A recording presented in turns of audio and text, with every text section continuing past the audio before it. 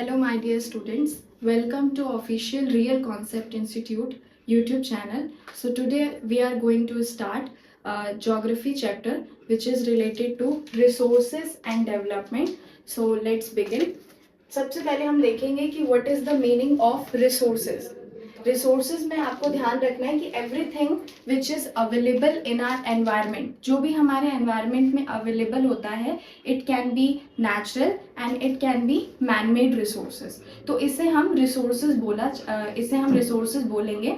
इसमें आपको ध्यान रखना है कि ये socially, economically, culturally accessible, acceptable and feasible होता है, क्योंकि इसमें जितने भी रिसोर्सेज हैं, हम जो भी अपने एनवायरनमेंट के लिए यूज़ कर रहे हैं, अपने एनवायरनमेंट में हम अपनी बेसिक नीड्स को फुलफिल करने के लिए यूज़ कर रहे हैं, तो उसे ही रिसोर्सेज बोला जा रहा है. नेक्स्ट, अगर हम क्लासिफिकेशन पे देखें, classification of resources which is very important for the exam point of view. First है on the basis of origin. There are two types. First is biotic and second one is abiotic. Biotic आपको ध्यान रखना है which is living things, जिसमें एक तरीके से life exist कर रही है, तो उसे बायोटिक रिसोर्सेज बोला जा रहा है. बायोटिक रिसोर्सेज में जैसे ह्यूमन आते हैं, एनिमल्स आते हैं, ये सारी चीजें इसके अंदर देखने को मिलेंगी. सेकेंड, अबायोटिक में आपको ध्यान रखना है जिसमें नॉन लिविंग थिंग्स है, जिसमें कोई भी लाइफ एग्जिस्ट नहीं करती है, जैसे टेबल हो गया, ये मार्कर हो गया, ये बोर्ड हो गया, तो ये सारी चीजें अबायोटिक रिसोर्सेज में आ रही हैं. नेक्स्ट आएगा on the basis of exhaustibility. Exhaustibility के अकॉर्डिंग आपको ध्यान रखना है there are two types. First is renewable resources and second one is non renewable resources. Renewable resources it can be reuse, जिसे हम बार बार रीयूज कर सकते हैं, जिसमें जैसे सोलर एनर्जी हो गया, विंड एनर्जी हो गया, biogas. So these are include in renewable resources. Second, non renewable resources में आपको ध्यान रखना है कि नॉन रिन्यूएबल में it can not be renewable. इसको हम रीयूज नहीं कर सकते, क्योंकि ये ऐसी चीजें हैं जो टाइम टू टाइम खत्म हो जाती हैं, जैसे कोल, पेट्रोल, ये ऐसी चीजें हैं जिनको बनने में काफी बिलियंस ऑफ ईयर टाइम लगता है, तो ये आपको ध्यान रखना है. नेक्स्ट टाइप है on the basis of ownership. There are four types. इसमें आएगा इंडिविजुअल, सेकेंड आएगा कम्युनिटी, थर्ड आएगा national and fourth one is international. Individual में आपको ध्यान रखना है एक ऐसा रिसोर्सेज होता है, जैसे मान लीजिए पाक है, तो यहाँ पे पाक जो है इसको हर कोई ही यूज कर रहा है, ये कम्युनिटी में आएगा, इंडिविजुअल में नहीं आएगा, जो आपको ध्यान रखना है. इंडिविजुअल का मतलब होता है जिसमें कोई एक पर्सन ओन कर रहा है, कोई पर्सन एक पर्टिकुलरली चीज को ओन कर रहा है, जैसे जो भी प्रॉपर्टी है उसका मालिक एक पर्सन होगा, तो उस रिसोर्सेज को इंडिविजुअल रिसोर्सेज बोला जाएगा.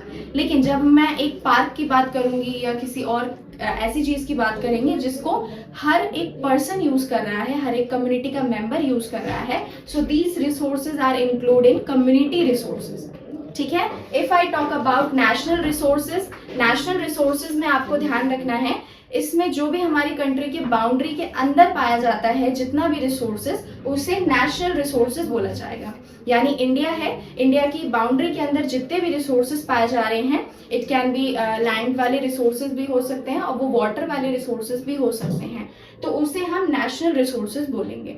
ठीक है. जैसे मान लीजिए झारखंड में कोई कोल पाया जा रहा है, उड़ीसा के अंदर आयरन पाया जा रहा है, तो उसे नेशनल रिसोर्सेज बोला जाएगा, because Jharkhand is our state, तो इसे हम अपने में इंक्लूड करेंगे.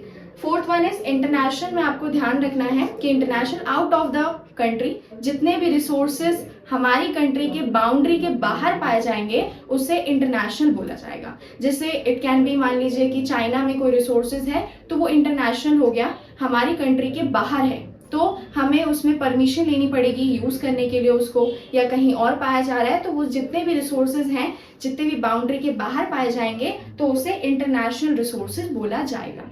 ठीक है. Hope you understand. फोर्थ वाला आ जाएगा point on the basis of development. Development के अकॉर्डिंग फर्दर फोर टाइप्स हैं इसके. फर्स्ट आएगा पोटेंशियल रिसोर्सेज. पोटेंशियल रिसोर्सेज में आपको ध्यान रखना है कि इसमें हमारे पास रिसोर्सेज तो है, लेकिन we are not capable to use it. हम इसको यूज करने के लिए कैपेबल नहीं है।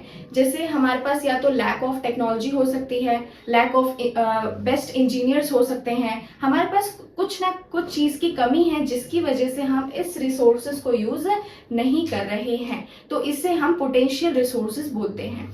If I talk about develop resources में आपको ध्यान रखना है कि इसमें ऐसे रिसोर्सेज आते हैं जिसमें हमारे पास रिसोर्सेज भी है, हमारे पास अच्छे इंजीनियर्स भी हैं, हमारे पास अच्छा बजट भी है और हमारे पास अच्छा कैपिटल भी है। हमारे पास सारी चीजें अवेलेबल हैं एंड हम उसे यूज भी कर रहे हैं, तो उसे डेवलप रिसोर्सेज में माना जाएगा। ठीक है, नेक्स्ट आ जाएगा स्टॉक आपको ध्यान रखना है सेम कि हमारे पास इसमें बहुत सारी चीजें हमारे पास हैं रखी हुई, लेकिन हम थोड़ा सा इंतजार करते हैं कि इन फ्यूचर हमारे पास अगर बेस्ट टेक्नोलॉजी आएगी तो हम इसे उस टाइम यूज करेंगे, तो इसीलिए हम उसे स्टॉक करके रख देते हैं फॉर फ्यूचर टाइम के लिए। ठीक है, कि कभी अगर इन केस ऑफ इमरजेंसी के टाइम पे अगर कभी हमें उसकी जरूरत पड़ी तो हम उस टाइम पे उसको यूज कर लेंगे। नेक्स्ट आएगा रिजर्व में आपको ध्यान रखना है, इसमें हमारे पास रिसोर्सेज भी है, सारी चीजें हैं, लेकिन हम इसमें ये सोच के चल रहे हैं कि अभी हम इसको यूज नहीं करते हैं, हम इसे फ्यूचर में यूज करेंगे और थोड़ा हम अपने फ्यूचर जनरेशन के लिए भी चीजों को बचा के रखेंगे। That is called sustainable development भी आप इसको बोल सकते हैं, तो इसे रिजर्व बोला जाएगा। यहाँ पे हमारे पास सारी टेक्नोलॉजी है, सारे रिसोर्सेज हैं, बट हम इसे अभी यूज नहीं कर रहे हैं, हम इसे फ्यूचर में यूज करेंगे। क्यों? क्योंकि हम इन्हें फ्यूचर के लिए बचाना चाहते हैं। ठीक है, तो हमने ये चार पार्ट्स डिवाइड कर दिए हैं और इसको कंप्लीट भी कर लिया है। नेक्स्ट हम देखते हैं कि सस्टेनेबल डेवलपमेंट क्या होता है। सस्टेनेबल डेवलपमेंट एक ऐसा डेवलपमेंट है जिसमें हम अपने रिसोर्सेज को अपने नीड्स के अकॉर्डिंग यूज कर रहे हैं एंड फ्यूचर जनरेशन के लिए भी उसको बचा के रख रहे हैं, तो उसे सस्टेनेबल डेवलपमेंट बोला जाएगा। जैसे मान लीजिए अभी जितनी भी रिसोर्सेज हम यूज कर रहे हैं, अगर हमें हमारी फ्यूचर जनरेशन को वो सारी चीजें नहीं मिलेंगी तो ये उनके साथ थोड़ा सा कॉम्प्रोमाइज हो जाएगा या उनको कॉम्प्रोमाइज करना पड़ेगा उन सब चीजों के साथ, तो ये सस्टेनेबल डेवलपमेंट नहीं है।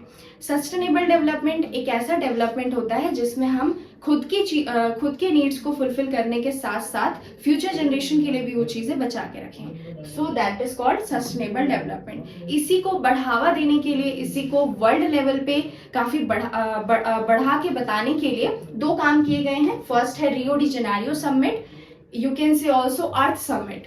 ठीक है, सेकेंड चीज आ जाएगी एजेंडा 21, तो बोथ आर वेरी डिफरेंट। तो ये तुम्हें आपको ध्यान रखना है कि रियो डी जेनेरियो में आपको ध्यान रखना है कि इसका एक और नाम है अर्थ समिट, इसको बोला जाता है। तो क्वेश्चन कैसे भी आ सकता है, अर्थ समिट से भी आ सकता है, आपसे रियो डी जेनेरियो भी पूछ सकता है।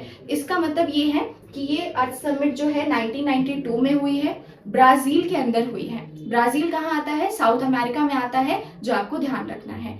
यहाँ पे ये बेसिकली जो समिट हुई है, ये हुई क्यों है? इसका मेन मोटिव ये है कि सस्टेनेबल डेवलपमेंट को हमें बढ़ावा देना है।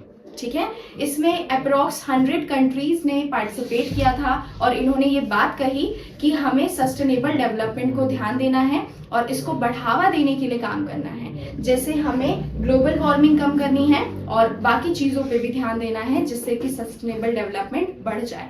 ठीक है, सेकेंड चीज आ जाएगी एजेंडा 21। ये भी सेम टाइम पे हुआ है 1992, ये भी सेम प्लेस पे हुआ है ब्राजील के अंदर जो साउथ अमेरिका में है, लेकिन इसका मोटिव थोड़ा सा अलग है। इसमें हम पॉवर्टी, हंगर और डिसीज को कम करने की बात करते हैं। जो आपको एमसीक्यू में ध्यान रखना है कि इसमें डिफरेंस आता है कि पॉवर्टी और हंगर की बात कहाँ की गई है, ये एजेंडा 21 में की गई है, ना कि रियो डी जेनेरियो समिट में की गई है। ठीक है, तो बोथ आर डिफरेंट। सो इतनी बात आपको ध्यान रखनी है कि सस्टेनेबल डेवलपमेंट में आपको दो चीजें ध्यान रखनी है। एक आएगा रियो डी जेनेरियो जिसे हम अर्थ समिट भी बोलते हैं, और एक आएगा एजेंडा 21।